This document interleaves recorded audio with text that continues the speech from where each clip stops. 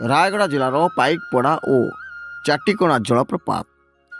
ଆଜି ଆସନ୍ତୁ ଆମେ ଦେଖିବା ଓଡ଼ିଶାର ରାୟଗଡ଼ା ଜିଲ୍ଲାରେ ଥିବା ପାଇକପଡ଼ାର ପୁରାତନ ଶିବ ମନ୍ଦିର ଓ ତା ସାଙ୍ଗକୁ ରାୟଗଡ଼ ଜିଲ୍ଲାର ଚାଟିକଣା ଜଳପ୍ରପାତ। ଏହା ପ୍ରକୃତିର ଗନ୍ତାଘର କହିଲେ ଅତ୍ୟୁକ୍ତି ହେବ ନାହିଁ।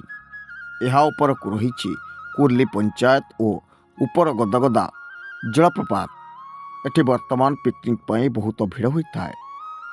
ଏହି ଜାଗାକୁ ଯିବାକୁ ହେଲେ ରାଜ୍ୟ ରାଜପଥ ବିଷମ କଟକଠାରୁ ବାହାରି ଏହି ଜାଗାରେ ପହଞ୍ଚି ପାରିବେ, କିମ୍ବା ଭୁବନେଶ୍ୱର ଓ ବିଜୟନଗର ଦେଇ ରାୟଗଡ଼ାରୁ ଟ୍ରେନ୍ ଯୋଗେ ବିଷମ କଟକ ରେଳ ଷ୍ଟେସନରେ ପହଞ୍ଚି ଏହି ପ୍ରକୃତିର ଜଳପ୍ରପାତ ଦେଖିପାରିବେ। ଏହା ପ୍ରସିଦ୍ଧ ନିୟମଗିରି ପର୍ବତରୁ ବାହାରି ଝରଣା ହୋଇ ବହି ଅନେକ ଚାଷ ଜମିକୁ ଜଳସେଚିତ କରୁଛି। ଝରଣାର କଳକଳ ଶବ୍ଦ ସାଙ୍ଗକୁ ସବୁଜ ବନାନୀ ପାହାଡ଼ ଦର୍ଶକମାନଙ୍କୁ ମନମୁଗ୍ଧ କରିଥାଏ। ଏଠାରେ ଡଙ୍ଗରିଆ କନ୍ଦ ଆଦିବାସୀମାନେ ବସବାସ କରିଥାନ୍ତି। ପ୍ରଣତି ସାବତଙ୍କ ରିପୋର୍ଟ, ଷ୍ଟାର 1 TV।